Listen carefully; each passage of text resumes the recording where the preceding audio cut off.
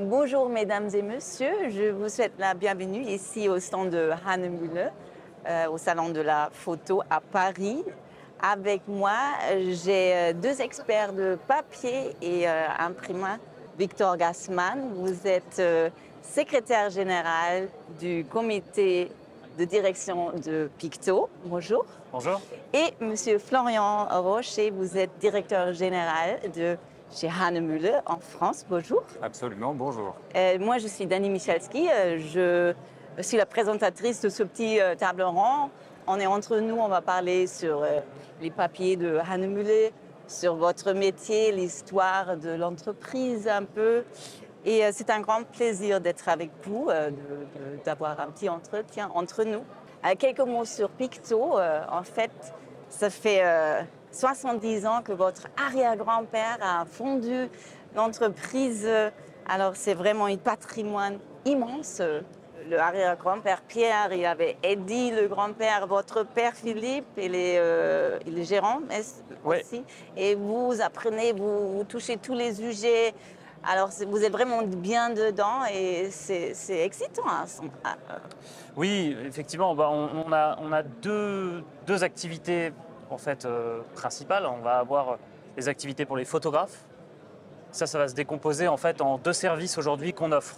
On offre un service en ligne avec Picto Online, sur lequel c'est une logique de libre service et chaque photographe peut choisir ses prestations. Mais on est vraiment sur un site professionnel avec des standards de qualité qui sont extrêmement élevés. Ouais. Moi, je le vois un peu comme un outil de travail pour les professionnels. Alors parfois, ça peut être un site qui paraît justement très technique, mais c'est ce dont ont besoin nos clients. Même si on parle d'un site en ligne, on a besoin d'avoir justement une grande gamme de papiers, d'avoir une grande précision dans le choix des finitions, parce qu'on s'adresse en grande partie, vraiment majoritairement à des professionnels. Donc ça, c'est pour la partie en ligne. Et ensuite, on a conservé le laboratoire physique. Donc vous pouvez venir nous voir à Picto Bastille, sur lequel on fait des projets qui vont être plus importants en termes de volume, mais aussi parfois plus complexes, plus sur mesure, on va dire. Donc on a à la fois ce côté en ligne et à la fois vraiment un laboratoire dans lequel le champ des possibles est à peu près infini, parce qu'on a conservé cette logique artisanale et de fonctionner en fonction du projet et en fonction des clients. Autant que membre du programme Studio Certifié, vous êtes devenu platiné il y a presque une année déjà, le temps passe vite.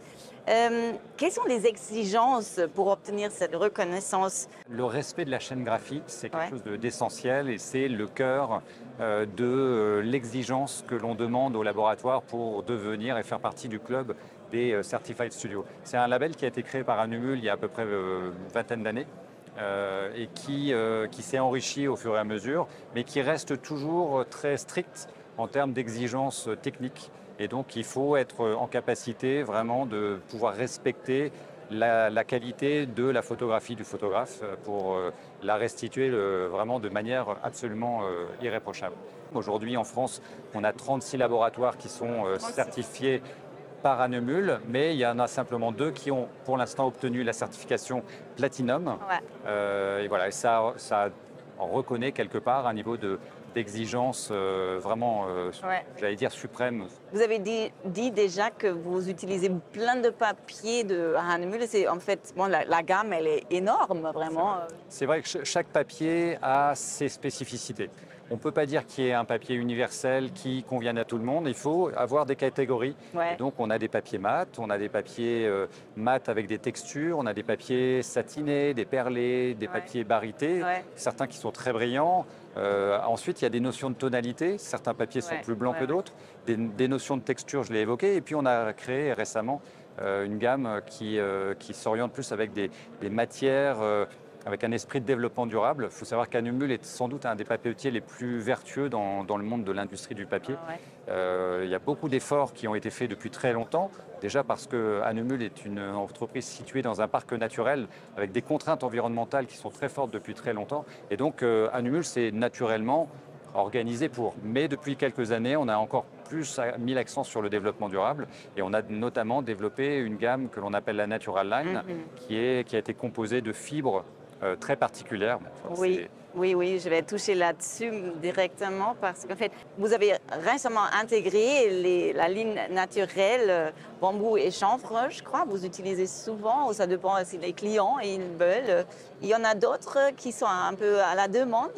Vous voyez des clients qui aiment autre Oui, on a des demandes sur ces papiers Natural Line, notamment le hemp, qui est aussi beaucoup demandé par nos clients.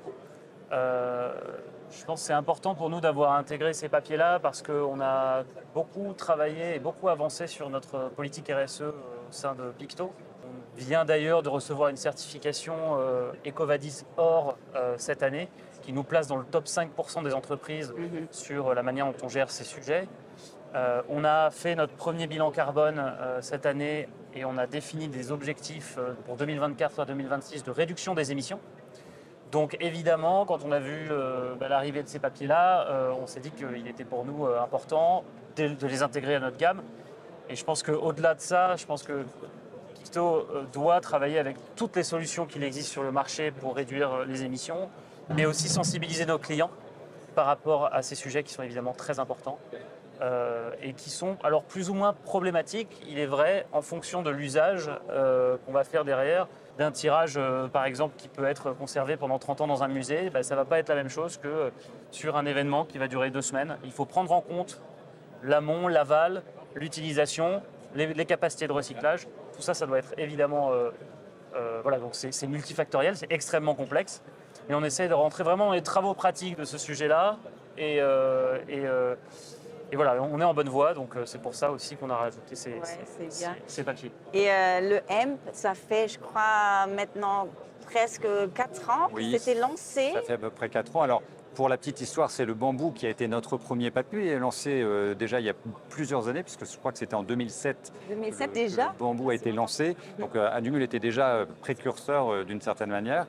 Et effectivement, il y a à peu près 4 ans, Anumul a décidé de renforcer ses positions dans cet univers et on a lancé le hemp qui est un papier à base de chanvre, l'agave qui est un papier à base d'agave. Alors ce sont souvent des mélanges coton, il reste toujours un peu de coton, du coton et de l'agave ou du chanvre et de l'agave.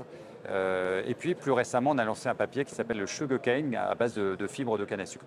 Ces fibres, pourquoi on les a sourcées? Parce que ce sont des fibres particulièrement intéressantes dans le sens où elles se développent très très rapidement, elles consomment très peu d'eau, n'appauvrissent pas les sols et n'ont pas besoin de pesticides. On les considère comme un peu plus vertueuses que les autres. Juste pour la petite histoire, le hemp est un papier à base de chanvre et le chanvre vient de France. Donc là, clairement, localement, on a un sourcing qui est beaucoup plus local et qui est très intéressant. D'accord. Alors, c'est bien que les deux entreprises font leur pas dans ce sens de responsabilité entreprise sociale, c'est clair, mais aussi la tendance, c'est vraiment d'utiliser les matériaux durables pour stopper ou essayer de stopper la déforestation. Est-ce que je peux me permettre juste une petite aparté, parce que justement on parle de déforestation. Il faut être très vigilant. En réalité, l'industrie papetière est très souvent critiquée par rapport à la déforestation. C'est une erreur de critiquer dans ce sens-là parce que les forêts qui sont utilisées par les papetiers sont des forêts créées par les papetiers. Donc on ne parle pas de déforestation. Au contraire, les papetiers créent leurs propres forêts qu'elles utilisent par la suite. Donc il y a parfois des incompréhensions du grand public peut-être.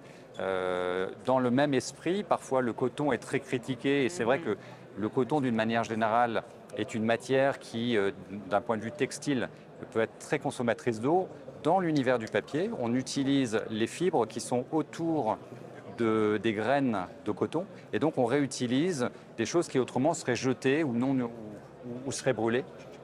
Donc quelque part, on réutilise un sous-produit de l'industrie textile. Donc encore une fois, restons objectifs. On n'est pas si problématique que ça. C'est bien que vous clarifiez encore sur ce point-là. Merci.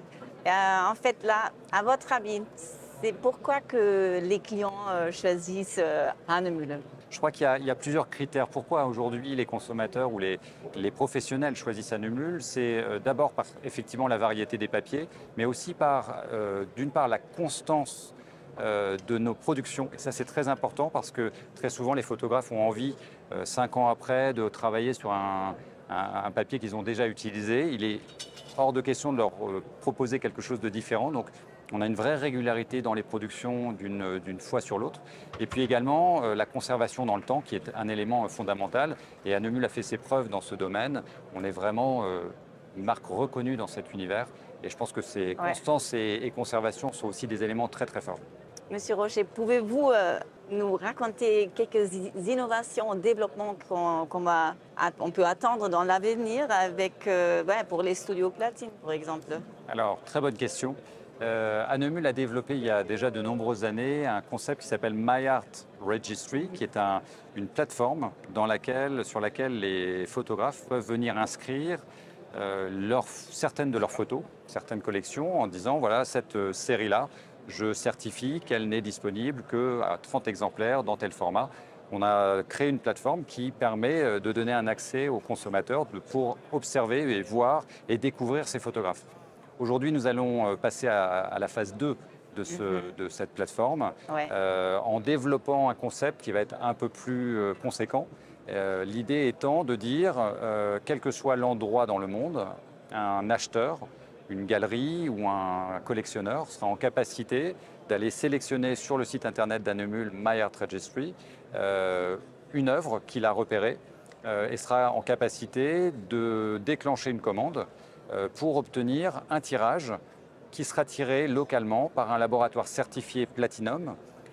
Donc en France, en l'occurrence, il y a pour l'instant 2 opportunités, mais il y en aura d'autres, c'est quelque chose qui va se développer dans le monde. Et l'idée, c'est vraiment de créer un lien entre d'un côté un photographe et de l'autre côté un collectionneur ou un acheteur, et de faire en sorte qu'on ait là aussi une certitude du respect de l'œuvre de l'artiste, du caractère limité du nombre d'exemplaires. Donc on est dans la phase 2 du développement. Le site n'est pas encore complètement abouti et développé, mais on est vraiment très très proche d'y aboutir. Donc ça va être vraiment une étape très importante, je pense, pour Hanemühle et puis pour le monde également de l'univers de la photo, puisque c'est quelque chose qui aujourd'hui n'existe pas de cette manière.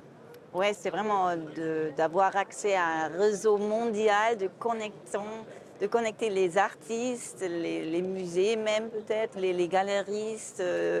Et c'est ça. Absolument, tout en assurant une certification. C'est-à-dire être certain que cette œuvre, elle va rester unique ou presque, puisqu'elle va être limitée à un certain nombre d'exemplaires. Merci d'avoir parlé avec moi sur ces sujets de certification, des papiers et sur Picto aussi. C'était un grand plaisir pour moi.